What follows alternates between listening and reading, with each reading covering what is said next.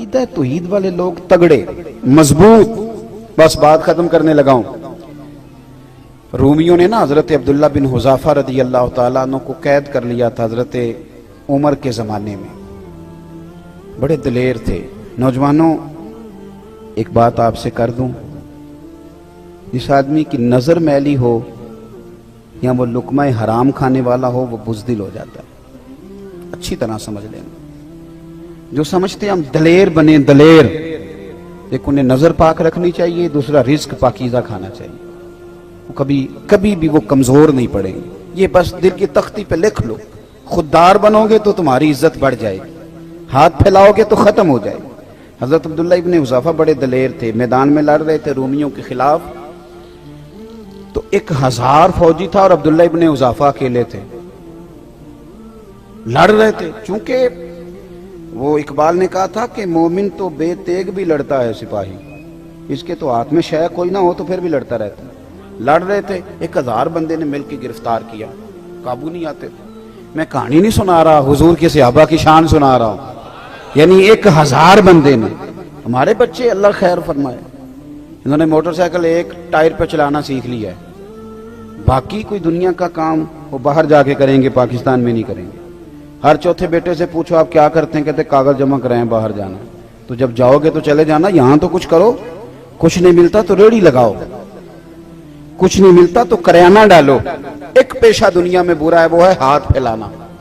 باقی کوئی پیشہ دنیا میں برا, حضور نے تو تعریفیں کی ہیں محنت کر کے کمانے والے کی. سنو دوستو, عبداللہ ابن حذافہ جب گرفتار کر لیے گئے تو روم کے بادشاہ نے کہا اسے قتل کر دو, لیکن اس کا وزیر کہنے لگا بندہ بڑا قیمتی ہے, ہم 1000 تھے تو قابو نہیں آ رہا تھا, اسے کسی طریقے سے اپنے لشکر میں شامل کرو. اس نے کہا ٹھیک ہے, 2-4 چیزیں ہوتی ہیں جن کی وجہ سے بندے قابو آ جاتے ہیں. وہ پتے پھینکو. ٹھیک ہے, جناب عبداللہ ابن حذافہ کو بلا لیا تو بادشاہ کہنے لگا تیری مرضی کے پیسے, معاذ اللہ تو اپنا دین چھوڑ کے ہمارے دین میں آ جاؤ, ویسے تیری مرضی کے. تو حضرت عبداللہ ابن حذافہ چاروں طرف عیسائی ہیں روم کے, اور آپ جکڑے ہوئے ہیں زنجیروں میں. آپ اس کی بات دیکھ کے تو ہنسے, فرمانے لگے یار تو بڑا ہی بیوقوف ہے, کس نے تجھے بادشاہ بنایا؟ کیا مطلب؟ آپ فرمانے لگے او خدا کے بندے, تو مجھے پیسوں کا لالچ دے رہا ہے, میں نے پیسے کمانے ہوتے تو میں کاروبار کرتا, میں تو تلوار لے کے میدان میں آیا ہوں, مجھے پیسے نہیں چاہیے, نبی کے نام پہ شہادت چاہیے. میں شہید ہونے آیا ہوں تو پیسوں کا لالچ دے رہا ہے, پیسے تو میں کاروبار کرتا. اس نے دوسرا پتہ پھینکا, کہنے لگا بادشاہی کے علاوہ, یعنی سب سے بڑا بادشاہ ہوں میں, میرے علاوہ جو تو عہدہ کہے تجھے ملے گا. پارٹیاں بدل نہیں جاتے لوگ ایک وزارت کی وجہ سے, 5 سال کسی اور کی تعریفیں, اور چھوٹی سی اشارہ نہیں ہوا تو پھر فوراً سجدہ صاحب کر جاتا ہے. وہ کہتے ہیں مجھے تو پتہ ہی نہیں چلا, کتنے دن پورے 5 سال کوئی پتہ نہیں چلا. یہ کمزور قومیں ایسا کرتی ہیں. نظریاتی لوگ اس طرح کے, شرم آتی ہے اس طرح کی باتیں کرتے ہیں. جو نظریاتی لوگ ہوتے ہیں وہ بکھاؤ مال تھوڑا ہوتے ہیں. میرے بھائی غور کیجئے گا, کہنے لگا میرے علاوہ جو عہدہ تجھے چاہیے ملے گا. آپ پھر مسکرائے, فرمانے لگے یار تو مجھے کس عہدے کا لالچ دے رہا ہے, میں نبی پاک کا صحابی ہوں, اور حضور کے صحابی ہونے سے بڑا دنیا میں عہدہ ہے ہی کوئی نہیں. صحابہ تو وہ صحابہ تھے جن کی ہر صبح شام ہوتی تھی, خدا کا قرب حاصل تھا, نبی کی دید ہوتی تھی. اب اس نے غصے میں کہا اس کو قید کر دو, کل اس کا فیصلہ کریں گے. نوجوانوں غور کرنا, یہ ہے عقیدہ توحید و رسالت کے ماننے والے لوگ. بادشاہ کا وزیر کہنے لگا مجھے نہیں ایک موقع دیتے؟ کہا وہ کیا؟ کہنے لگا میری بیٹی بڑی خوبصورت ہے, میں کیا کروں, میں تو اس ملک میں رہتا ہوں جہاں کا نوجوان لڑکیوں کے اسکول کے آگے کھڑا ہوتا ہے, کالج کے آگے کھڑا ہوتا ہے.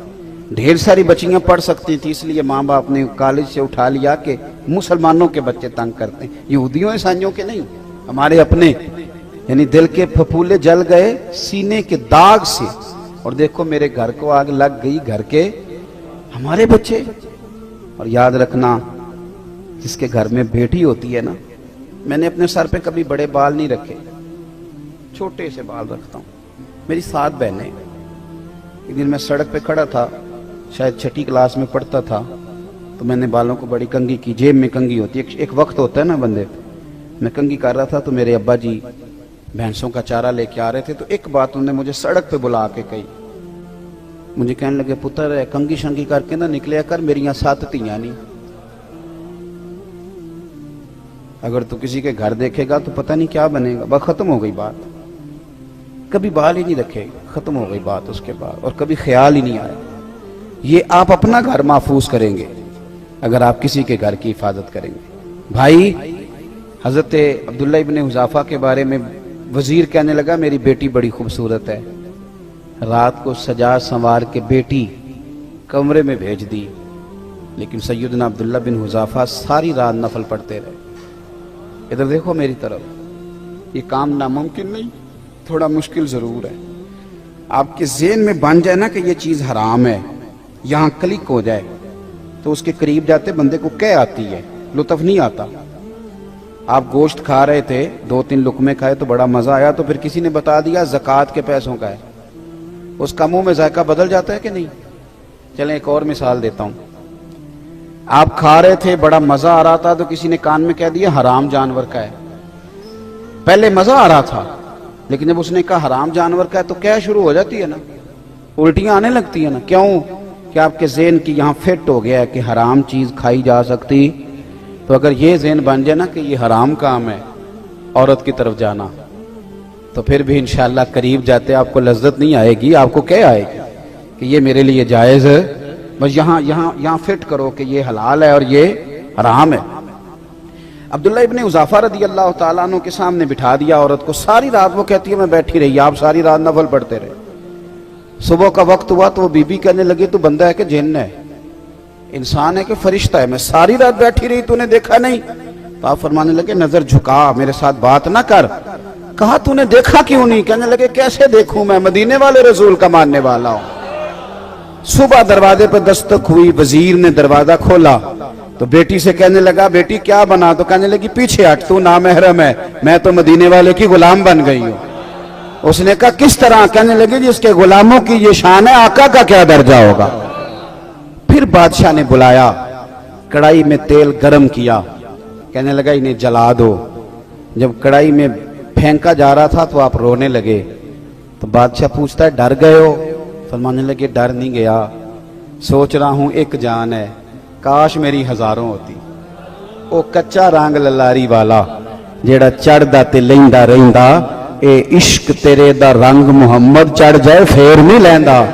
حضرت عبداللہ ابن حذافہ رضی اللہ تعالیٰ عنہ کی یہ بات سنی تو بادشاہ کہنے لگا ایک شرط پہ چھوڑتا ہوں، میرا نہیں دل کرتا کہ تیرے جیسے بندے مارے جائیں۔ فرمایا شرط کیا ہے؟ کہنے لگا چل یار کچھ نہ کر، نہ تو نے پیسے لیے، نہ عہدہ لیا، نہ عورت کے چکر میں آیا، نہ موت سے ڈرا، اس طرح کر میرے ماتھے پہ ایک بوسہ ہی دے دے، میں کبھی کہہ سکوں۔ آپ فرمانے لگے چلو یہ بات قابل قبول ہے، یہ کر لیتے ہیں۔ عقیدہ توحید و رسالت آپ کو جوان کرے گا، آپ کو تگڑا کرے گا۔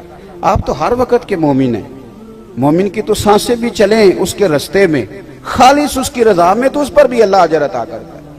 تو اپنے آپ کو مضبوط کریں، اپنے عقیدے کو، افکار کو مضبوط کریں۔ جب یہ مضبوط ہو جائے گا تو زندگی آسان ہو جائے گی، آپ کا اٹھنا بیٹھنا چلنا آسان ہو جائے گا۔ دعا کرتا ہوں جو میں نے کہا میرا اللہ قبول فرما لے، جہاں بھول گئے اللہ ہم سے درگزر فرمائے۔